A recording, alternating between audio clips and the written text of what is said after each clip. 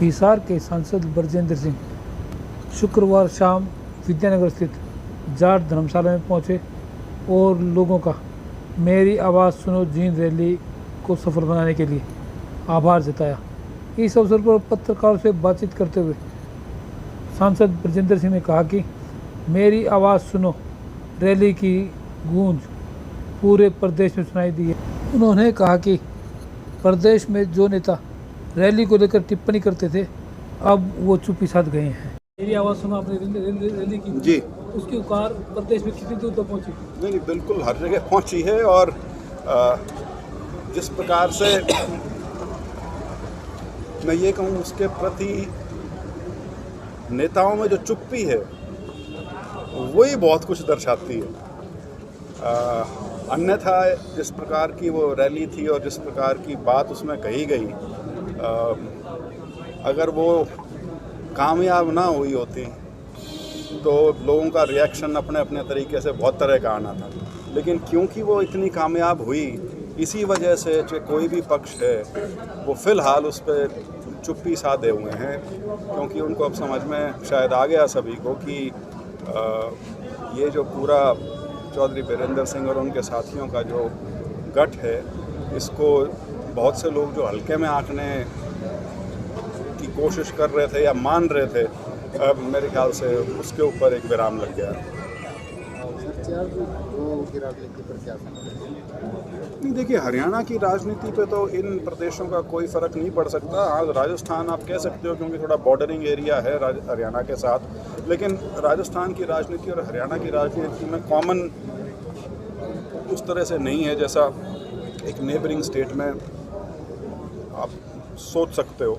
तो मैं ये तो नहीं मानता कि हरियाणा की राजनीति पे कोई इन 5 प्रदेशों का फ़र्क पड़ेगा, लेकिन इतना ज़रूर है कि बड़े चुनाव जो 4 स्टेट्स हैं वो तो बड़ी हैं, एक फिर मिज़ोरम है उत्तर पूर्व में, तो इसका नतीजा जो भी आएगा, क्योंकि उसके बाद लोकसभा भी उसके 4 महीने के अंदर ही आ जाएगी, 4-5 महीने के अंदर, तो जो नतीजे आएंगे वो कुछ तो दिखाएंगे। जिन वादों के साथ बीजेपी सत्ता में आई थी उन वादों को पूरा कर पाई है? देखिए, जहाँ तक केंद्र सरकार का सवाल है, जो बीजेपी के जो मेन एजेंडाज हैं वो तो काफ़ी हद तक उन्होंने पूरे किए हैं। मेन एजेंडा की बात करें तो सिर्फ एक यूनिफॉर्म सिविल कोड है जो मेरे ख्याल से अभी भी एक ऐसा काम है जो अभी नहीं हो पाया है। अन्यथा बाकी तो चाहे राष्ट्रीय सुरक्षा की दृष्टि से हो या अंतर्राष्ट्रीय पटल पर स्थान बनाने की बात हो, जम्मू कश्मीर की बात हो, राम मंदिर की बात हो, 3 तलाक की बात हो, तो उन सारी चीज़ों पे, और मैं वैसे सबसे बड़ी उपलब्धि मानता हूँ इंफ्रास्ट्रक्चर डेवलपमेंट। जो इंफ्रास्ट्रक्चर का जाल पूरे देश में बिछा है, और इंफ्रास्ट्रक्चर से मेरा अभिप्राय सिर्फ सड़कों तक नहीं है, उसमें सड़कें भी हैं, उसमें ट्रेन्स भी हैं, उसमें एयरपोर्ट्स हैं, और उसके अंदर जो सी पोर्ट्स आपके हैं वो सब हैं। तो उसमें जिस प्रकार से इन 9 साल में काम हुआ है वो अद्वितीय है। पहले इस तरह से इंफ्रास्ट्रक्चर पे इतना फोकस शायद कभी नहीं रहा। तो आरोप लगाता कि सारा सिस्टम जो है, हर चीज़ जो है देश की है, निजीकरण कर दिया उसने। नहीं, देखिए 2 चीज़ें हैं। आप या तो समाजवादी हो सकते हो और या फिर आप जो कैपिटलिस्ट सिस्टम है उसकी तरफ हो सकते हो। 90 के दशक के बाद हमने जो समाजवाद का रास्ता उससे पहले जो अपनाया हुआ था उससे हम हटना शुरू हुए, क्योंकि उसका 90 के दशक में हमको दुष्परिणाम दिखना शुरू हुआ, और वो शुरुआत उन्हीं की हुई थी जो अब उस चीज़ की बुराई करने लग रहे हैं। तो यदि प्राइवेट सेक्टर को एक तरजीह मिली है एक स्तर पे और उनका एक योगदान है, अब मैं आपको यदि हाईवेज़ की अगर बात करूं तो इतने बड़े हाईवेज़ जो बने हैं, इसको बनाने में जो प्राइवेट सेक्टर है उसकी बहुत बड़ी भूमिका है। इसी प्रकार से चाहे आपके बंदरगाह हैं या जो एयरपोर्ट्स हैं उसमें प्राइवेट सेक्टर्स की बहुत, पब्लिक सेक्टर अपनी जगह बहुत ज़रूरी है, ख़ास तौर पे हिंदुस्तान जैसे देश के लिए, क्योंकि एक संतुलन हमेशा बना रहना चाहिए।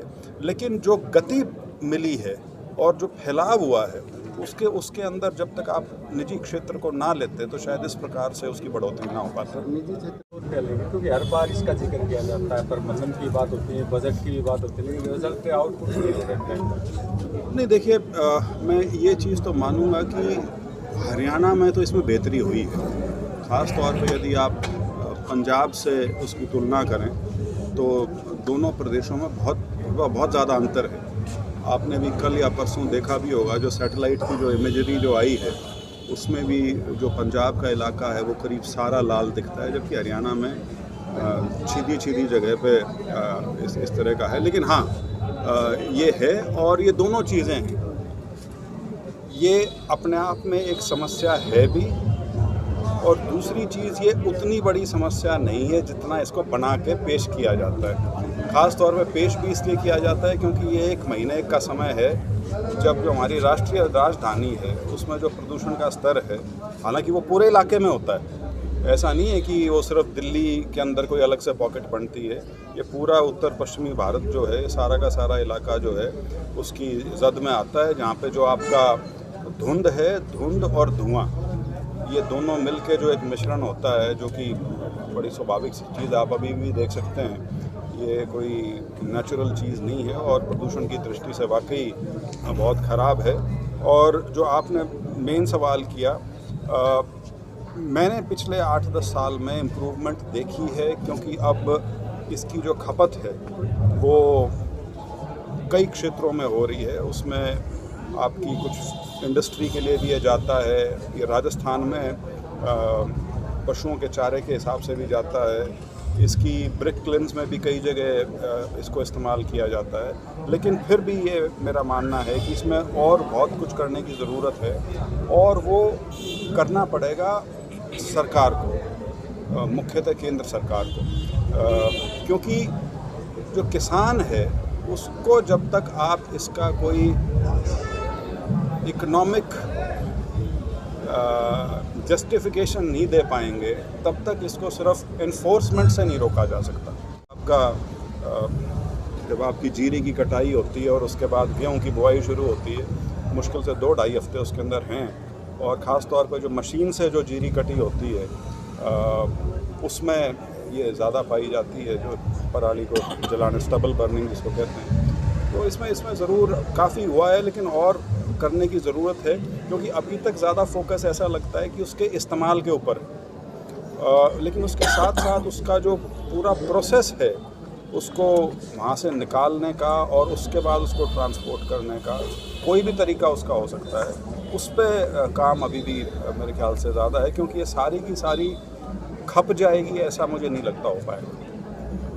सर, हर खेत में जाकर के उसका प्रबंधन किया जा सकता है, एक बार तो बजट लगाना पड़ेगा आदत डले लोगों को। मैंने वही कहा, मैं इसीलिए मैं कह रहा हूँ कि या तो आप कोई ऐसी व्यवस्था करो कि किसान के लिए वो कुछ फ़ायदे का सौदा हो, आज के दिन उसको उससे नुकसान की भरपाई करनी पड़ती है, या उसको सरकार कुछ ऐसी इम्प्लीमेंट्स या मशीनरीज जो हैं वो अपने स्तर पे या क्लस्टर बना के या गांव के हिसाब से उन मशीन्स का प्रयोग करे, जो क्योंकि जो ये आपके जो कंबाइन हार्वेस्टर से जो काटी जाती है फसल, उसमें उसको उखाड़ना बाद में मैनुअली वो कोई सरल काम नहीं है। उसको इसीलिए किसान जो है उसको जल्दी भी होती है अगली फसल लगाने के लिए, तो इसलिए उसको जलाना पड़ता है। तो उस पर्टिकुलर चीज़ पे सरकार को ध्यान देने की ज़रूरत है कि किस तरह से उसको ऐसी व्यवस्था की जाए कि किसान पे उसका खर्च ना पड़े और उसको जलाने की नौबत ना आए और सरकार ही उसका कोई समाधान निकाले। वो चीज़ें हमेशा होती हैं, पहले टाटा बिरला बोलते थे तो अब कोई दो और नाम लेते हैं, तो वो तो जो आदमी ज़्यादा ऊपर चला जाए तो उसको बहुत से लोग उसको नीचे खींचने के में भी लग जाते हैं, और इसके अंदर राजनीति के अलावा जो आपसी कॉरपोरेट राइवलरी है उसकी भी बहुत बड़ी भूमिका रहती है।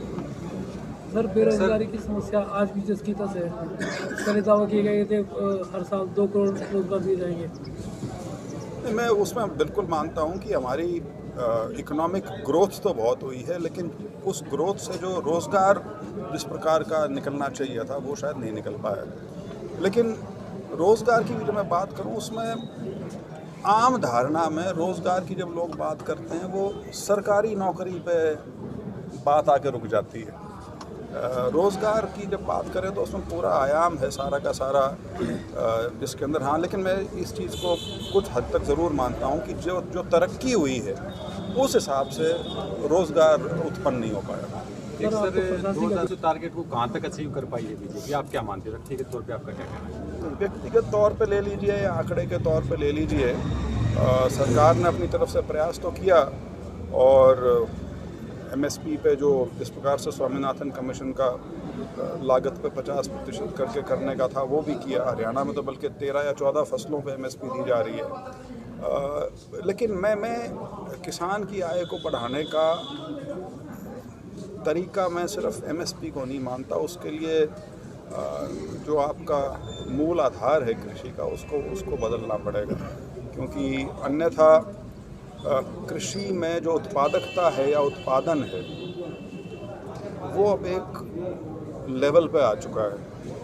उससे ज़्यादा आप ज़मीन से दोहन करके ये नहीं सोच सकते कि वो प्रोडक्टिविटी आप बढ़ाए जाएंगे। वो ठीक है कि देश के और इलाके हैं जहाँ पे अब कृषि बहुत पनपनी शुरू हो गई है, चाहे मध्य प्रदेश है या आंध्रा उड़ीसा वाली साइड है, लेकिन आय बढ़ाने के लिए उसमें सिर्फ जो ख़ास तौर पे हमारी खेती है जिसमें सिर्फ धान, गेहूँ और एमएसपी, इससे आगे जाने की ज़रूरत है, चाहे वो हॉर्टिकल्चर के माध्यम से हो, चाहे वो डेयरी के माध्यम से हो।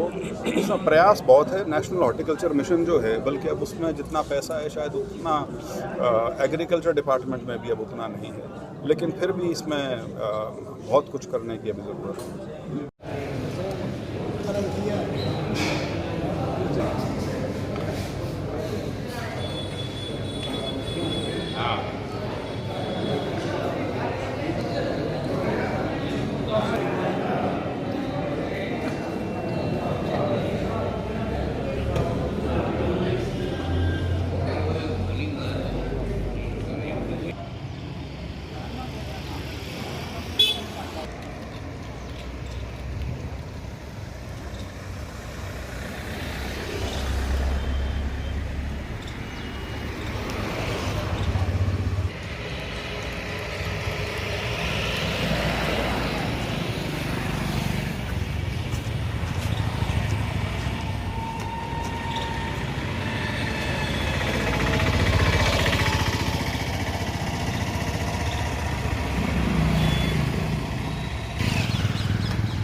भिवानी में एमपी साहब नमोज करती है।